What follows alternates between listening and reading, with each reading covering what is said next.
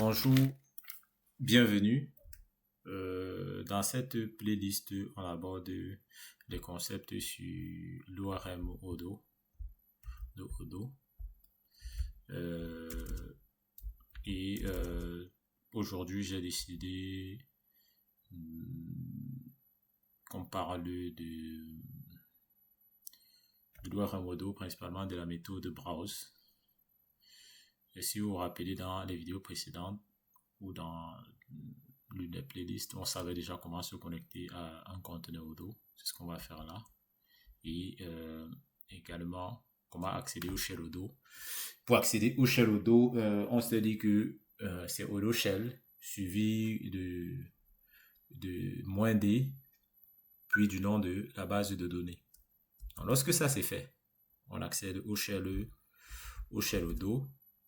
On va utiliser notre browse.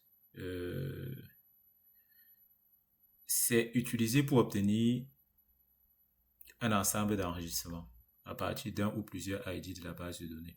Donc, idéalement, browse est utilisé lorsque on connaît déjà l'ID. D'accord? Si je fais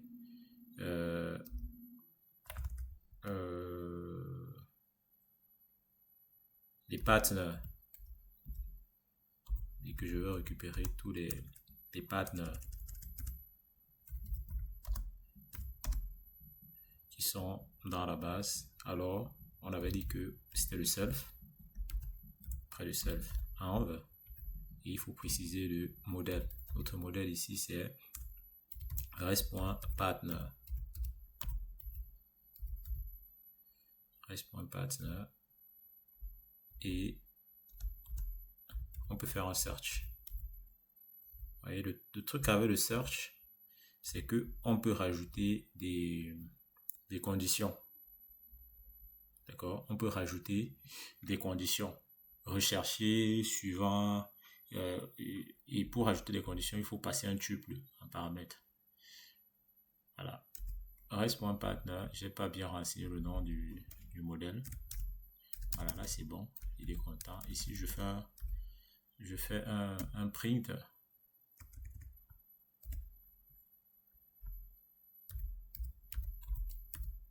Je fais un print des partners.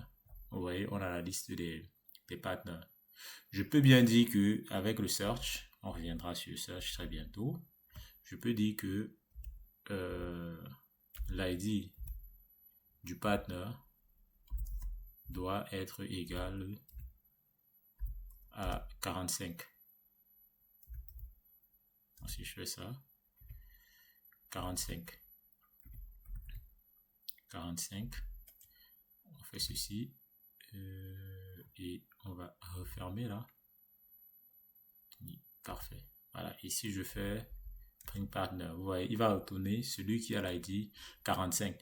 Mais si on connaît déjà l'ID du partner et qu'on veut accéder à ces informations, l'idéal c'est d'utiliser le self, le browse. Donc, faire ici, si je connais déjà l'ID, voilà, je peux me passer ici en paramètre 45. Et si je fais print partner, il va me retourner le partner 45. Bon, la différence entre les deux, c'est un peu comme un get by ID et un get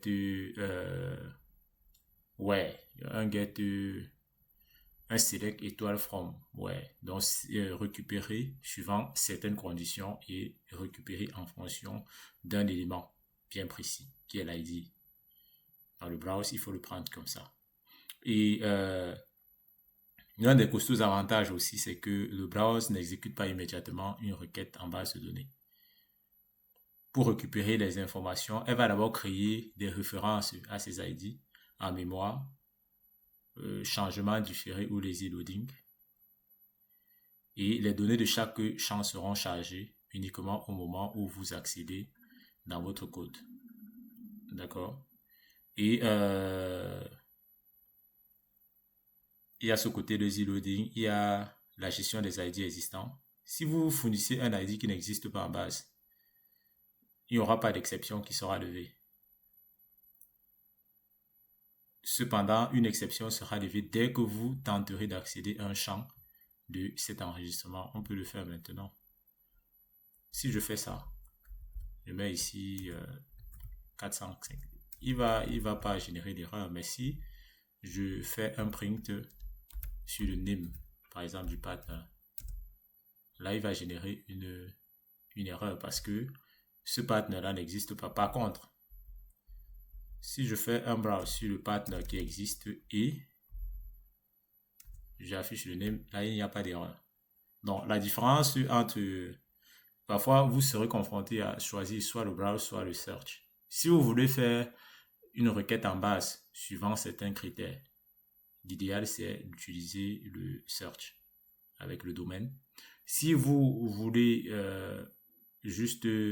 vous connaissez les ID, une liste d'ID déjà connue, parce que le browse aussi, on peut lui passer en paramètre des ID. Hein. Mais si vous avez une liste d'ID connue, par exemple, je vais mettre 45, 52, voilà. J'ai mal fait, j'ai pas, c'est une liste, voilà. Et si je fais un print de partner.name, là il y a plusieurs éléments dans le browse, donc c'est pour ça qu'il ne va pas afficher. Voilà, vous voyez, on peut lui passer aussi, quand on connaît déjà les ID, on peut directement passer les ID. Voilà, c'était cette vidéo. L'objectif, c'est de vous montrer une deuxième méthode. Je crois que c'est la première méthode. On a abordé ici les deux méthodes sur les ORM, à savoir le browse et le search. J'espère que vous avez aimé. Si vous avez aimé, n'hésitez surtout pas à vous abonner et à très bientôt sur ma chaîne.